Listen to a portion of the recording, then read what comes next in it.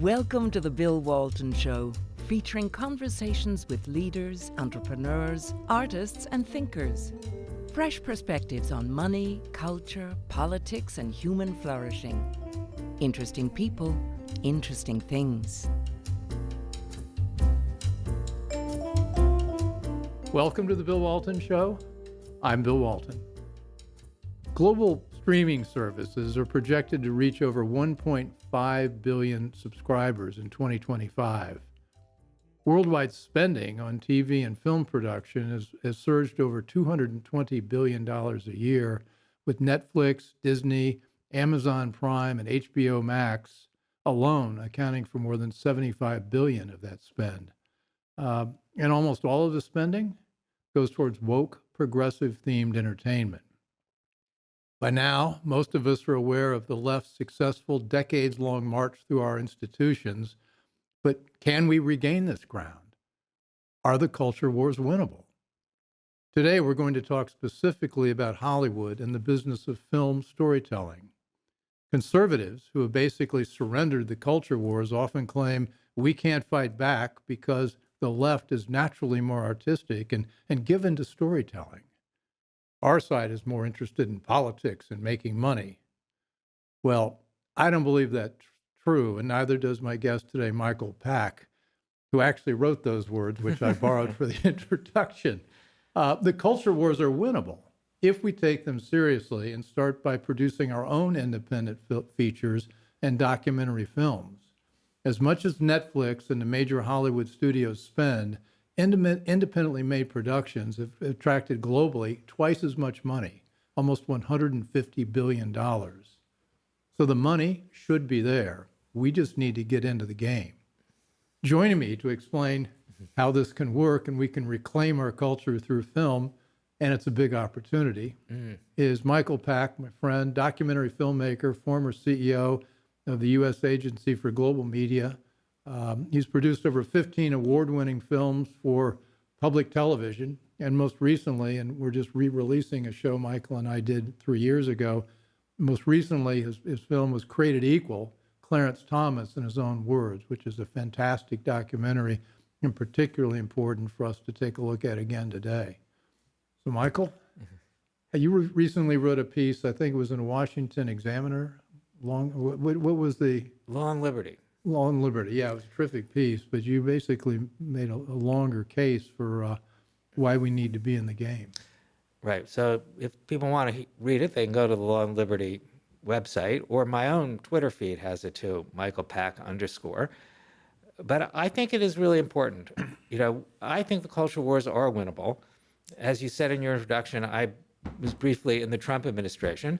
I think politics is actually a harder game to win. The administrative state is really dug in, and civil servants have really strong protections, and they're prepared to counterfight, whereas the culture is still relatively a free market. We can make films, we can set up streaming companies, we can set up distribution companies. We have simply ceded that turf to the left, as you said in the introduction, on the assumption that they're naturally suited to it. But nothing could really be further from the truth. We have simply let them have it. I always say it's not a culture war when only one side has an army in the field and the other side just writes essays about how bad that army, how they don't like that army. Who could win a war under those circumstances? I probably read too many of those essays. Yeah. I mean, essays are written by my friends and people I like, and that's fine. But we have to be making culture, not just complaining about it. And it is not that hard to do, and we can do it. Well, the essence of the, and I hate this word, you need to help me find a better one, content. And we need a much better word than that. But you talk about story and the need to tell stories and how that's different from PowerPoints, or it's different from, a screed where you're trying to win people over your point of view. Instead, the most effective way to win hearts and minds is the telling of stories. Absolutely. I mean, that has been true from time immemorial, from the first cave paintings to the Bible to today, to Shakespeare to today. I mean, that is how people learn to understand the world. And each story is a model for how the world works. You mentioned our Clarence Thomas documentary. We didn't just have a bunch of experts talking about Clarence Thomas's jurisprudence. We had him tell the story of his life, and it's a very exciting story with twists and turns. He's born in a Gullah-speaking part of Georgia, just outside of Savannah, English not his first language, raised by his grandfather, and then rebels against the traditions that his grandfather raises in, becomes a radical in the 60s, comes back to conservatism. I mean, it's a dramatic story that encapsulates in the story what his life means. You don't need experts to tell you. And that's what people are more interested in finding stories, and stories are a more full picture of the world. So we need to tell those stories. I think our side does not do a good job, even in my own small field of documentaries. Many of the right-of-center documentaries are just very preachy, closer to propaganda than storytelling. And the left, in my opinion, does a really good job. Their documentaries are at a very high level. So let's dig into story. I mean, so preaching at an audience doesn't work. And I'm looking at your article here. A series of anecdotes is not a story. And you talk about a story as something that happens to a protagonist or group of protagonists. That's right. Explain let's dig into that, because I don't want to just say we need to tell stories. I want to understand what you think a good story is. That's a good point, because sometimes on the right, people use the rhetoric of telling stories, but then they, as you quoted in my article, then they just have a stream of anecdotes. You know, if it's people hurt by a particular policy somebody doesn't like, you get a series of people hurt by it. That's not a story. A story is something that somebody, there's a precipitating incident, someone takes a stand, and a series of things happen. You know, Achilles refuses to fight, and that starts in motion the Iliad, or Odysseus flees Troy and takes a journey, back to Ithaca, and has a series of adventures on the way. I mean, that's a story. People are concerned with people, character, and an arc, something that happens with a beginning, middle, and end. Not a complicated idea. People intuitively understand it. But our films and documentaries just shy away from that, and I think to our detriment. Well, it somehow, it's soft, not hard facts and things like that. My favorite short story, you probably already know this, Hemingway was asked to come up with the shortest story he could. You remember that? I don't. Here's the story. For sale, baby shoes, never worn. That is great. Almost a haiku, that's It is, yeah.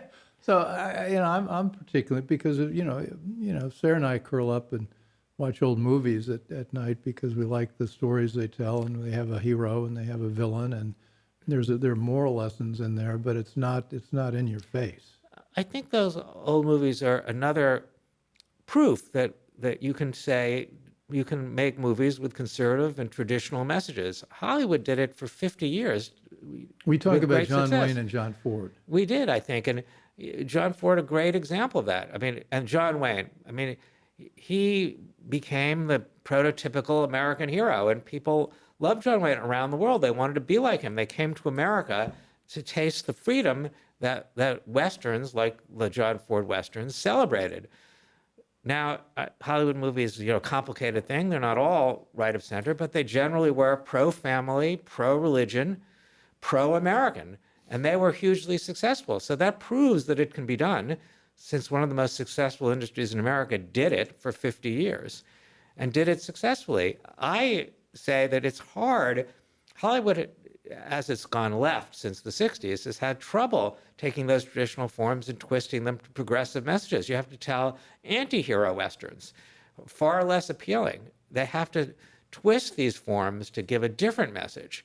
But I think fundamentally these stories are stories of heroic individuals, usually not without flaws, dealing with complex things and making choices. And Brad Pitt refusing to fight as Achilles was. That's right. This is a very flawed character. Yeah, Achilles is a very flawed character. Almost always these characters are flawed.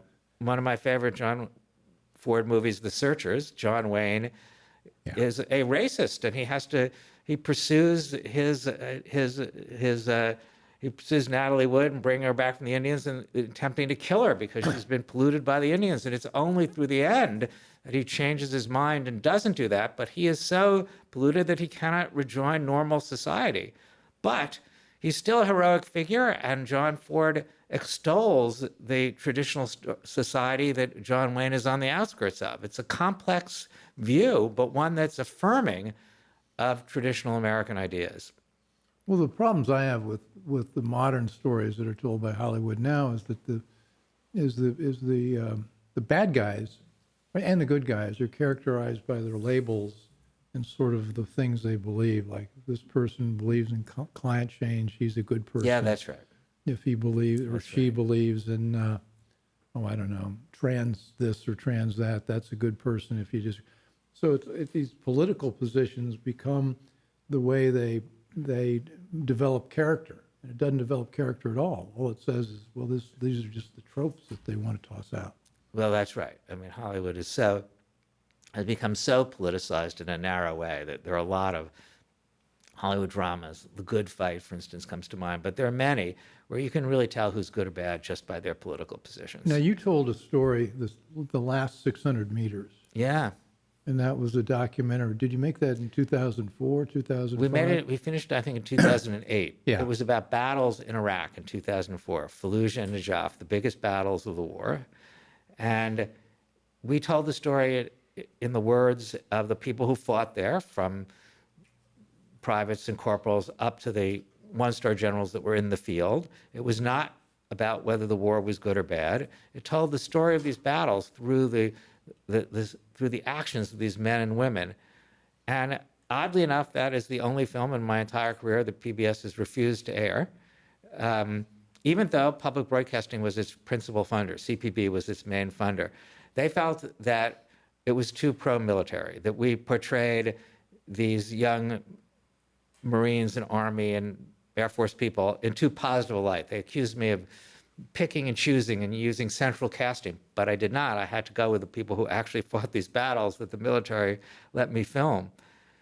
So that one has never aired, but I think it's a case in point for how conservatives think. So for PBS that didn't want to air it, it was political in a way they did not like, too pro-military. But when we went around to raise money for it, conservatives said to us, it doesn't have a clear enough message. It doesn't have a call to action. Like, we're not told whether the war was good or bad. We're not told what to do. So we can't fund it. We would only fund something that was narrowly along the lines that we wanted to do. Whereas for PBS, they saw that it had a point. It was a point they didn't like. But for conservatives, they couldn't sort it out. They wanted you to say, me to end the film by saying, this war is good, you should support, George W. Bush, or the war is evil. But this was a portrait of what it's like to fight these wars. And people like General Mattis, that had been in these battles, thought it was one of the best films about war he had ever seen, and true to the ground truth. Well, his quote is great. He said, "It's uncaptured by politics or ideology, reveals the most bruising ethical environment on earth, and the character of the young men that our nation sends in harm's way. It's infantry." And so yes. Yeah. High praise from somebody who knows. Yeah. But we are still struggling to get that released, actually, Bill. We still have it. It has never been released. I feel I owe it to the men and women whose stories I told to get it released. So we're still looking to find a way to give it a broad release. We need to raise some money for promotion and advertising. Maybe we can get it in movie theaters.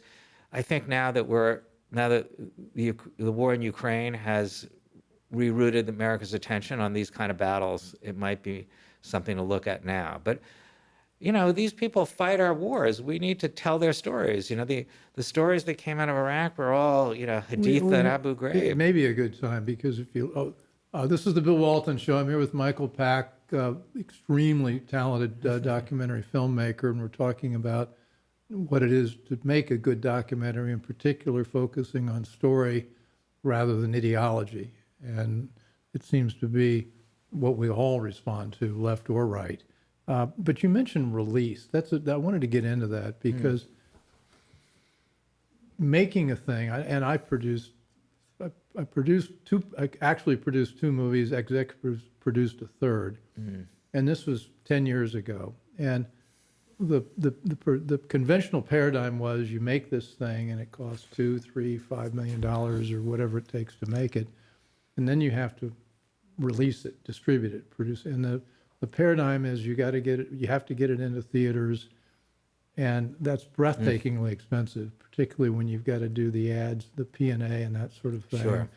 And the distributor gets a big cut, and the movie theaters get 50% of the ticket sales. And by the time Right. you're done, you're wondering, why are we doing this? And then you had the streaming sales or the DVD sales, and that's become, that's an art form. I suppose it can happen. Is that still the paradigm we need to think about? I mean, if you look at what's happening in the writing world with Substack, That's where right. authors are going directly to an audience for paid subscriptions, and they're not using, I'll switch industries now, they're not using the brand of a Hollywood company or a distribution company. Instead, it's just one-off. It's appealing to be able to go direct to the consumer, like Yeah. Substack does. And I know people in the documentary film business that are trying that model. You mentioned the P&A, the prints and advertising. It's very hard to get people to your site.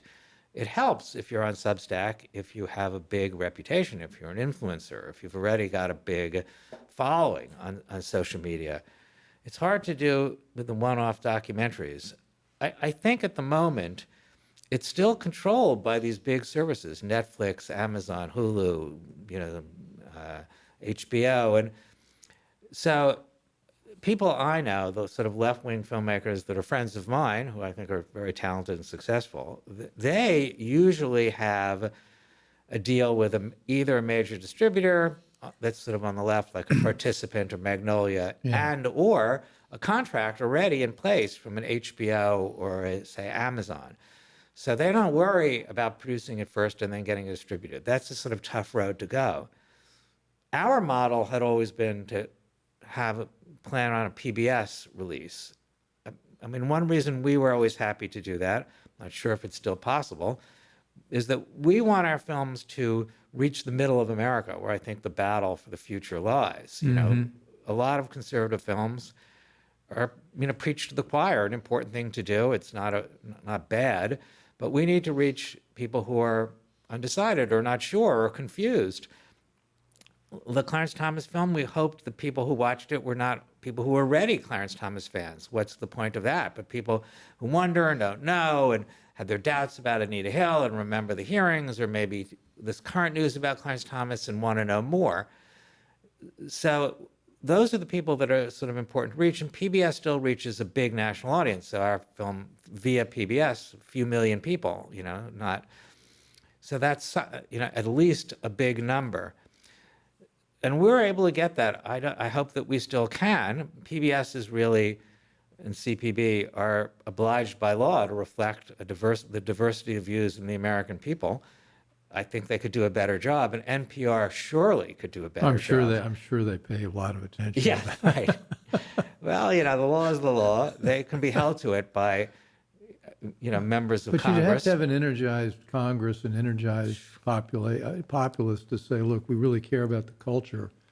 And you look at all the cultural organizations. The president gets to appoint members to each of these cultural groups, Yeah, right. and they're all funding these organizations. And you've got not only those cultural groups, you've got the Ford Foundation, MacArthur Foundation, all funding the documentaries on the left. It's sort of, I don't know what the law is, but they certainly don't seem to feel like they've got to have equal opportunities on both sides. They do not.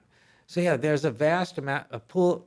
I say in my essay that the left has been spending at least tens of billions of dollars on documentaries alone. You had the bigger number they spend on entertainment, all told, and have been spending tens of billions since the 60s, since the long march of the institutions that you mentioned in your introduction.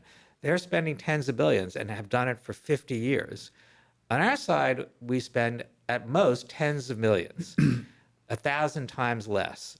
I've been the beneficiary of those tens of millions, so I'm appreciative. But you can't win a battle when the other side is 1,000 times bigger. And they built up all these institutions and an entire network of things, not even included in the dollar number. Film schools across the country are all essentially educating progressive Well, you make the filmmakers. point that every college now has some sort of film That's right, school, every film single one. department, and there are almost 4,000 colleges. That's right. So what are they? How many people are they graduating a year? Something like 200 to 400,000 wannabe So, left-wing filmmakers. so And how many conservative heads of those departments have you met? I have never met a single right of center teacher at any film school ever. Okay. Not a single one. So, and now they're very upfront, many of these places, about wanting to teach, wanting their students to go out and be advocates, not just journalists, just like in journalism schools, but even more so. So out of those, hundreds of thousands of kids, you can cream off the 5% or so that have talent, where there's no funnel for filmmakers on the right. And it's the same thing in funding sources. You were mentioning the left-wing foundation. So there's a pool of nonprofit funding for left progressive filmmakers, as you say, Ford and MacArthur and all the others. And it's hundreds of millions a year at least. So those people have that funding. We have less than 1/100th of that. So those films can go on PBS or like our films that are in the sort of nonprofit world. And there's a huge pool of for-profit money out in Hollywood for supporting these films, and companies that are out front about their wanting to spread progressive messages, like Participant, started by Jeff Skoll, a tech billionaire whose politics are out front. This is America. Anyone has any right to start a film company with any politics they want. I do not think there's anything evil or wrong about it. I just don't think we're doing it too. Why should just one side be doing it? Everyone has a right to make films that express their views.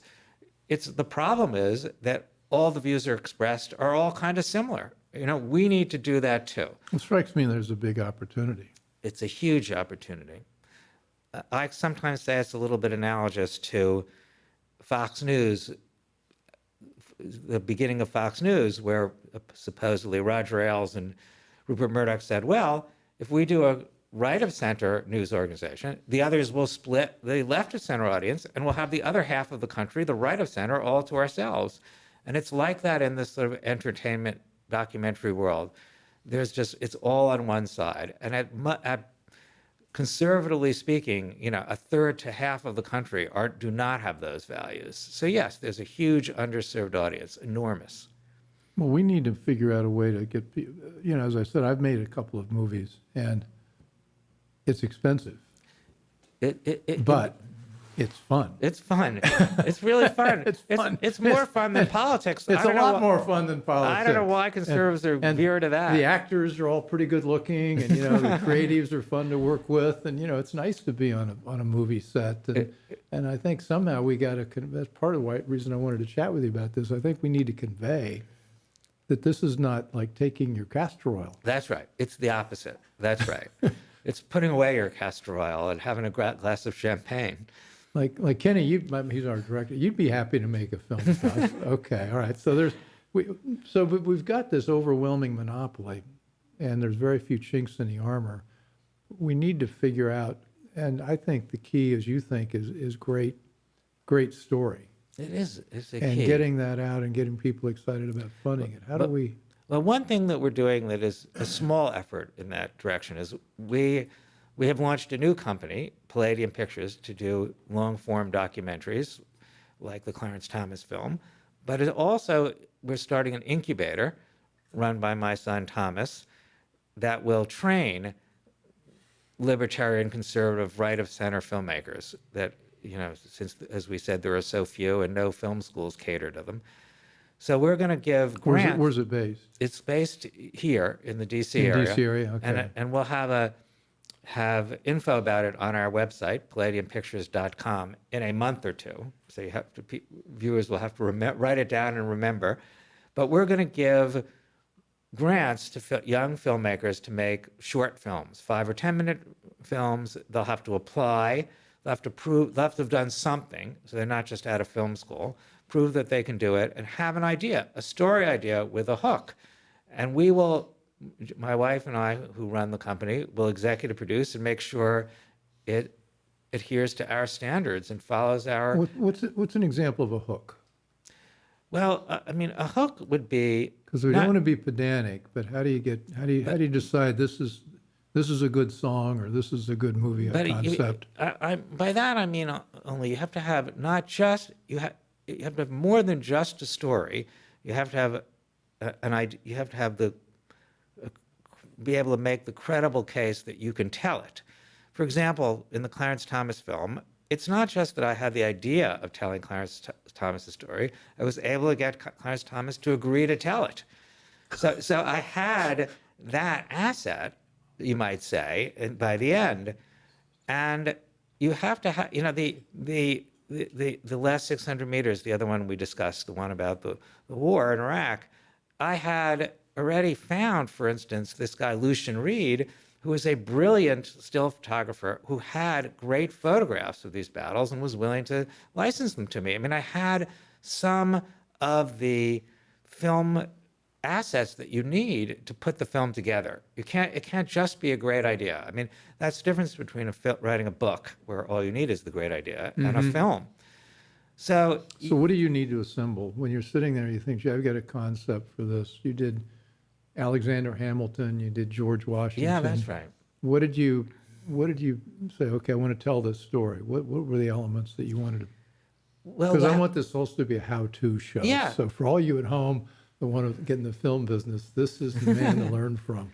Well, in documentaries, once you start having a film, you have to deal with the problems that film and approach puts before you. And if you haven't done that, then you're not a filmmaker. Like the Hamilton Washington film. Who cares about a new film about Hamilton and Washington?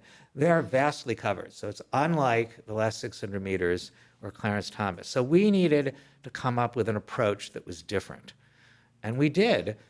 Our approach was to not only have a bunch of professors and academics tell the story or have a bunch of kind of dramatic recreations, but try to look for the reflection of that person in the present. So when we did the Hamilton film, we made that film in 2008. As you well know, Bill, the world was undergoing a financial crisis. I do remember I wasn't paying attention to movies at the time. Yeah, that's right. That's right. I was thinking about the capital markets melting down. So Hamilton dealt with the first financial crisis in the 1790s. Yeah. So we went to the then Treasury Secretary, Hank Paulson, and asked him what he thought of Hamilton's handling of the crisis in 1790. You asked Hank in 2008? Yes. And then we asked him, what did he think Hamilton would think of the way he was handling the current crisis? But another one that we did was Is that in the film? I haven't seen that one. Okay. In the film. And then Hamilton, as you know, died in a duel over honor. So we thought, who today has gunfights over honor or fights over honor? So we talked to former gang members who had been in gunfights over their honor and asked them what they thought of the Hamilton-Burr duel. And, that's interesting. And, would they do the same thing? And every last one of them, I mean, most of us think, dueling, that's so stupid. But this was not their point of view. Once Burr dissed them, Hamilton had to fight. They thought for sure. It was no question. The thing they thought was crazy was actually Hamilton, due to his Christian beliefs, fired in the air, wasted his shot. That they thought insane. You don't do that. That you do not do that. So they had their perspective. Hank Paulson had his perspective. It's a film where we interviewed Rupert Murdoch, we interviewed Gore Vidal, we interviewed Larry Flint, people not ordinarily brought together in one film and surely not on PBS. So we had a unique approach. Yeah. We had a unique approach. Otherwise, why do another film about Hamilton or Washington? We want to do another one in that series on Thomas Jefferson, who is really under attack today from the left and the right. And the whole idea, the Enlightenment values that and that's called Rediscovering Alexander Hamilton, or Thomas George. Yes, they're all rediscovering. Okay. Rediscovering George Washington, rediscovering Alexander Hamilton, and now we want to do rediscovering Thomas Jefferson. Oh, so that's on the to-do list. On the to-do list. Yeah. Because it's not just that he's under attack for being a slave owner and having an affair with his Sally Hemings and father and children, but The Declaration itself, his greatest single achievement, is under attack. Do we really believe all men are created equal? And what do we mean by that? And should statues of Thomas Jefferson be allowed? Should UVA still honor him? I mean, he's under attack. The founding is under attack. He is a flawed man. I'm personally more of a Federalist, a Hamiltonian than a Jeffersonian, but I think he's a great man and wrote the single greatest political document in American history, the Declaration of Independence. It's time to look at him. We're coming up to the 250th anniversary of the Declaration. We hope to tell that story in the mode of these other two stories, not just another biopic of Jefferson. So that's the idea of, so we have something else other than just to tell his story. We have an angle into it. So I worry about our monuments in Washington. I mean, you look at the Jefferson Memorial. I mean, it's vulnerable. It is. I mean, it is. Well, that's the French Revolution. We did a show with Stella Morabito called "The Weaponization of Loneliness," which is an interesting, and she harkens back to how a totalitarian regime, somebody wants to control society, begins by destroying its symbols and its heroes and rewrites its history, and it's a matter of isolation. And they all have that in common. I mean, the French Revolution, Robespierre, they toppled thousands of statues. They took over the Notre Dame Cathedral and turned it into the Temple of Reason. Right. But then for those of us who don't lose hope, because the French Revolution had something called the Thermidor, at which point the French decided this was not a good idea and they rose up against it. Maybe our filmmaker can be part of that Thermidor. Maybe, although I don't want to have another Napoleon exactly. That didn't work out too well. That didn't work out too well either. But yeah, I'm not a good predictor of the future. Other people specialize in that, but it's hard to believe that the progressive woke movement further and further left can go on forever, and I hope it can't. Coming back to our issue, we got the incubator, and you have funding for that? Is that Yes, we have funding for that. And so if I'm a young filmmaker, wannabe filmmaker, we find you on the website? Yes. And Yes. do you have to move to Washington to make your No. movie? You can make it any place you want. We're sort of thinking we'd focus on the United States, but yes, anywhere in the United States. So the production values, the costs, though, I mean, with iPhones and that sort of thing, it seems like the barriers to make a film are not nearly as high as they used to be. In a way, that's true. But although when it comes time to shoot a film, it's sort of like writing. It's not as if the cost of pens are high or even laptops are high. It's the ability to write is rare. And when it comes time to hire a cameraman, the ones that have a great eye and can shoot are rare too. So it's not as, but surely the barriers are lower. So we will fund these films probably up to like $25,000, not that much. But we think they'll go to people who already have small production companies and are trying to move up and have done So maybe. I don't want to dig too deeply into the craft, but I do. What's a good cameraman look for? Well, so Because you've worked with dozens now. I've worked with a lot. There are never that many. You know, there are hundreds of people who can have equipment and can shoot them and know how to use them technically. But we have, depending on what you're shooting, you need a different kind of cameraman. For example, I think our cameraman James Callanan did a great job in the Clarence Thomas film. He made the film is based on that long interview with Justice Thomas, who looks right in the camera and tells his story. So most of the film is him talking. So James did a great job of lighting it and making it look good, and he has a brilliant eye. And it took a lot of equipment to make him look good. And we rented a studio here, and he did a great job with the recreations that we shot too. The boat going through the marshes. Other cameramen that I've worked with are great at cinema verite, at following people around. For instance, we did a documentary where we followed Newt Gingrich around in 1998. From when he started as speaker, impeached the president, lost seats in the midterm, resigned. That must have been frenetic. It was frenetic. And I am internally grateful for Newt for not kicking us out and letting us keep filming. And it was a difficult time for him. But he let us shoot. But that cameraman knew, like, we're moving around with Newt in a big crowd, and we're only the ones following him. The other news people are huddling up elsewhere, but we had to. He knew where Newt was going to go. He was he was already where Newt was moving to before Newt got there, so he could shoot Newt approaching. I can't really do that. I don't have this kinesthetic sense of bodies in motion. I mean, I was always right behind Newt, and he was like ahead, and he'd be in another spot where the angle was good ahead of time. He's thinking ahead. So that's a different kind of cameraman. You know, not like a traditional Hollywood cameraman where the sets are all, you know, you have plenty of time, you're in control of everything. That's a cameraman that knows how to follow action where you're not in control. And that's sort of an instinct, and you have to have a sound person who's with the cameraman so that you can, you know, and figures out when to be with the cameraman or when to be with Newt, because if you want to get Newt talking, so you have to be with Newt, so you can't actually be with the cameraman, but you can't be in the frame. If you're a sound man, you can't have your boom in the frame. So these Do you guys. remember the old movies from the 30s where they had the microphone that's dipping right. down, or they hid the microphone in the bush next to the lovers? It can still happen. So. So I am digging deep because, you know, I have spent some time in the business, and the sound person, sound man, whatever. What are the characteristics of a good one of those? Well, for that, in the Because Verite I think one, of sound as one of the most important. sound is really important, and documentary filmmakers traditionally neglect sound, even though in documentaries especially, sound is more important. In the Clarence Thomas interview, although I think James did a great job lighting it, if you couldn't hear Clarence Thomas talking, what would be the point of the interview? So yeah, sound is hard. You have to. It depends again on the kind of filming, but sound people need to know when to tell the director that the sound is so bad you've got to find a way to redo it, even at the cost of stopping the action. That's a tricky thing. As I say, when they're following action, they have to follow the action from an audio point of view and know where the cameraman is.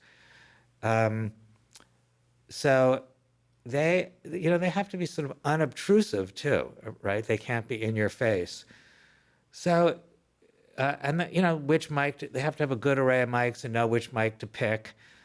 What can be picked up later in post-production. You can add a lot of sound in a way even easier than you can with picture later. Post-production is so much fun.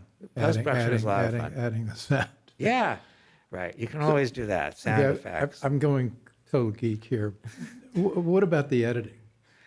So I think editing, maybe in Because documentaries. very few people get a chance to talk to a filmmaker about how they actually do it, and so that's why I'm wandering into this. I think editor most important of all jobs in documentaries. Yeah. I mean, it's very hard.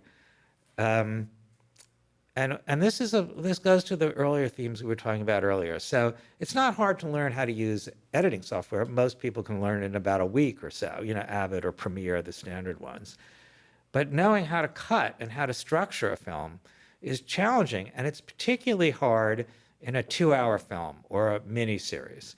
So people who've cut a lot of 5-minute pieces don't really know how to cut longer ones. And people on our side aren't really trained in that. So the great documentary editors are very progressive, woke people.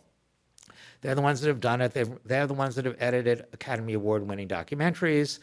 They're the ones that have done a lot of long form. So it's very hard. In my life, I've only found maybe 2 editors that you could call right of center out of the maybe 100 or so I've met. It's pretty rare. And they try to hide it. Or how can they have to keep working. There's big career risk. Big career risks. And they have to keep, they're gig workers, so they can't, there's no career in only editing right of center films, so they have to be able to work for, regular, ABC, NBC, HBO, as well as for us.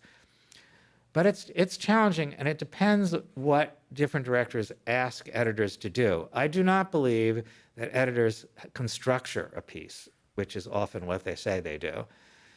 It's the director's job to do that, but the editor has to give it shape. They have to find, realize that vision and pick shots. In the case So of you spend a lot of time sitting next to the editor as they it cut. took over a year to edit the Clarence Thomas film. Yeah. And the editor, who was in New York, I'm in DC. I went to New York for 1 week a month, and she came to DC for 1 week a month. So Yeah. for 2 weeks out of the 4, I was sitting with her. And when I wasn't, I was sending her notes every day. But they have to have a memory of all this footage.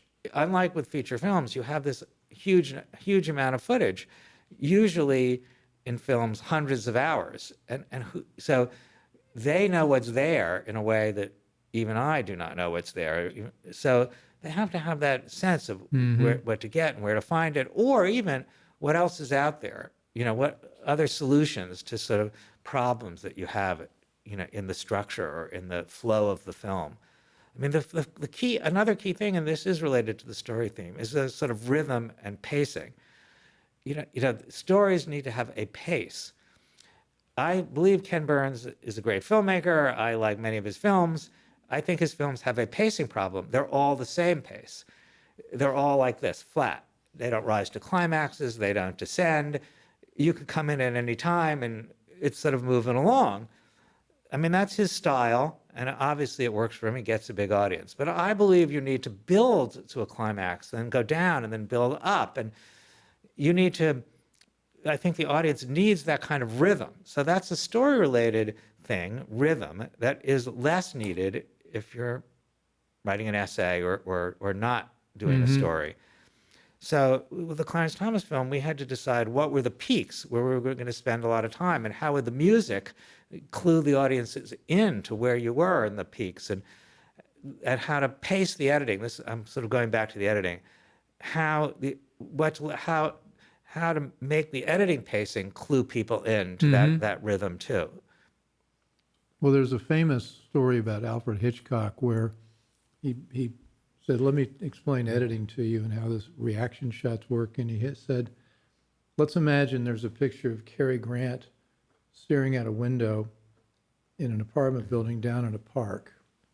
And there's Cary Grant smiling. And you then cut to a picture of a young woman, treating her baby very well. And then you cut back to Cary, and he's smiling.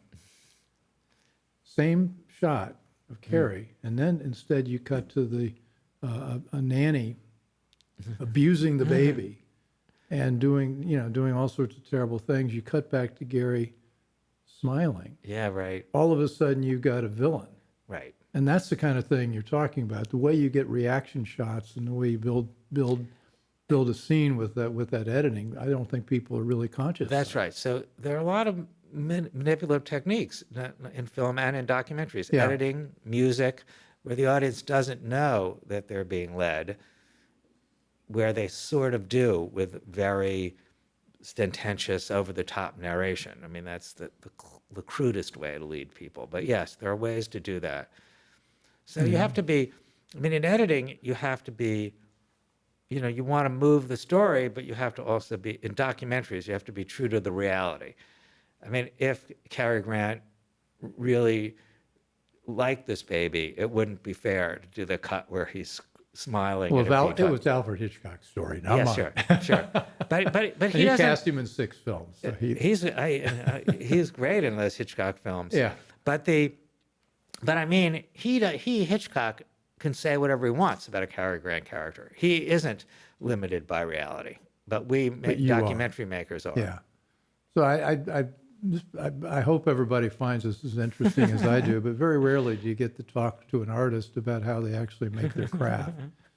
And, I think that's one of the things that's missing when you go to a museum, for example. You see a great painting, and I don't really want to know the story of the person who made the painting. I want to know how they made it. And that's, I think, interesting. So the incubator you're starting will be a place where people can learn the deeper aspects of making this. That's right. And it's unappreciated. And the thing I want to emphasize is let's forget about art, although let's not. Let's forget about politics, although let's not. There's a lot of money in this business if you do it right. That's true. And there are billions of dollars that are going into this. Like Silver Lake Partners is one of the big private equity firms. They just put $500 million with Shadowbox Studios to build sound stages. And they're building, I don't know how many of them. I think they've got 65 sound stages they're building around the country. And it's not just in Hollywood, it's in Atlanta. All these states have got some film production incentives. And so the ability to take advantage of a more professional setting with all the equipment and the talent that comes with that, it's growing. It is growing, and it's definitely getting more dispersed around the country too. Absolutely. A lot of creatives, even in Hollywood, are fleeing California for obvious reasons. Yeah. For one thing. So where would the new Hollywood be? We've already got New York, Toronto, Atlanta. I don't know. I mean, there's Nashville, there's Texas, there's Florida. Okay. I mean, but the larger point of it, this is not something you got to go to Los Angeles to do. You can do it from a lot of other places. that's true. The thing that I think progressives have in Los Angeles is a community of similarly thinking people, which is a great asset if you're already woke and progressive. There is no such thing on the right, but not all artistic. So there's our opportunity. Yeah. We need to figure out a place where we can develop a critical mass of like-minded filmmakers. That's right. I think that it would be a potential magnet to them. That is really true. Of course, you live in Chevy Chase. I don't quite see that happening in Chevy Chase. I don't either. I do not either.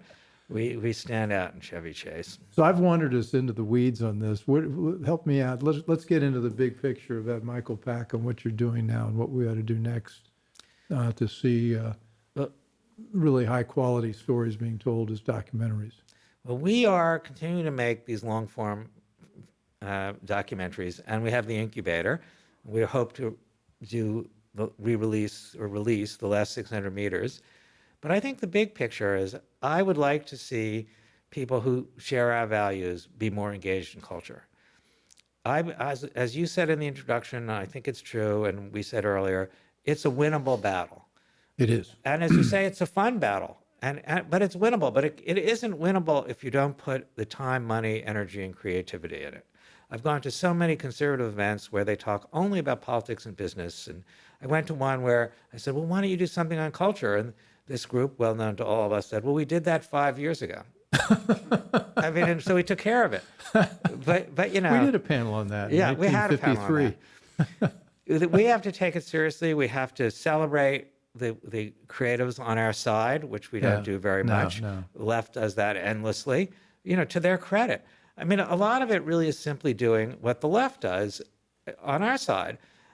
And not saying this, and I'm not saying there's anything wrong with what they're doing. It's a free market, and they're utilizing it for their beliefs as they should. We need to take a page from them in many, many of these areas. And I think if there is more of a group, a concerted effort, it's easier to do things. Like it's very hard to do one film at a time, as your own story. Oh, it's very tough. But if you have a whole ecosystem with distributors and specialty distributors and exhibitors and talent agencies and distribution companies and production companies, if there's an entire network of them, it's easier. And then if you have a distributor who's representing 12 excellent films that are of a conservative sort, it's a lot easier than selling one at a time. It's crazy to sell one at a time. It's very hard. So we would benefit from bigger effort. I mean, it would grow. It would snowball.